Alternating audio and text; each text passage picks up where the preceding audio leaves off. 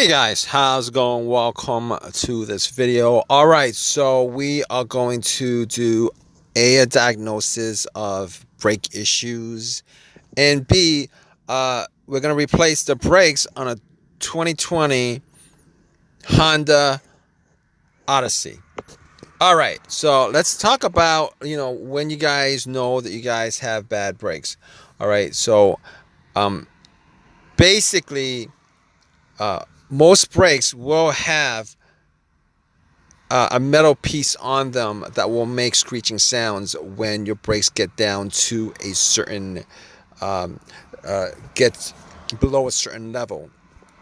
All right, that's the first thing that'll clue you in on whether you have bad brakes or not. Second thing is, if you're good at it, you guys could actually look at the brake pads.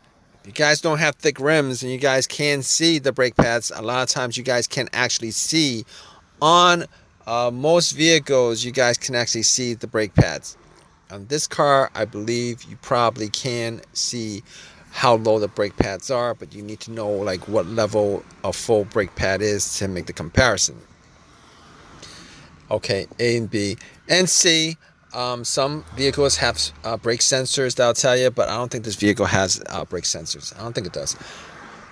All right, so that's out of the way. Let's get to how to change out the brake pads. These are electric brakes.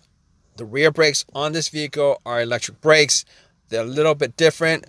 I was told that Honda dealerships, they charge like $500 for to change out these rear brakes. If you guys know if that's the truth or not, like drop a comment in my comment section. Let me know how much Honda charges for these brake jobs. In any case, basically, as you guys can see, the brake calipers are held in by two bolts, and the bolts also have a Torx. You can also use a Torx socket to actually take the bolts off. As you guys can see, it's a T4045, I think, is the socket. In any case, I think it's a 13 millimeters is what the bolt is. And if you guys are trying to take this off, Honda has this thing where it has a spinning nut on the other side. Most vehicles actually don't have the spinning nut, but Honda has a spinning nut. It's a real pain in the butt, but you're going to have to use some kind of pliers, long nose pliers or something to keep that from spinning, to get the nut off and to put the nut, tighten the nut back on. Anyway, once you get that off, it should be pretty simple.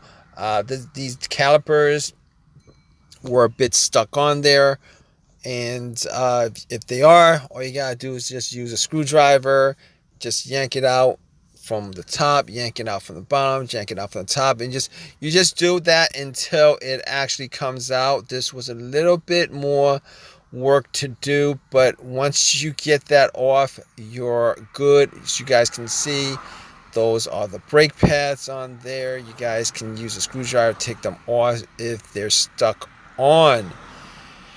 All right.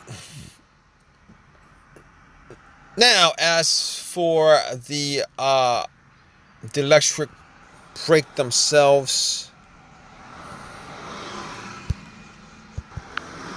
as you guys can see, you guys gonna need a T30 to actually unscrew both screws.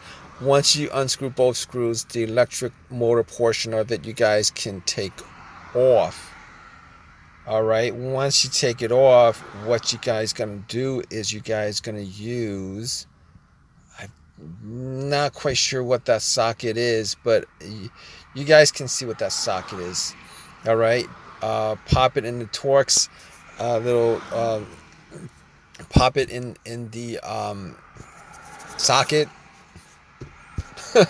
Pop it in the brake caliper and turn it clockwise until you can't turn it anymore. All right, guys, And once you guys do that, what you guys are going to want to do is you guys are going to want to use like a brake compressor set like I used, and essentially compress it while you turn it.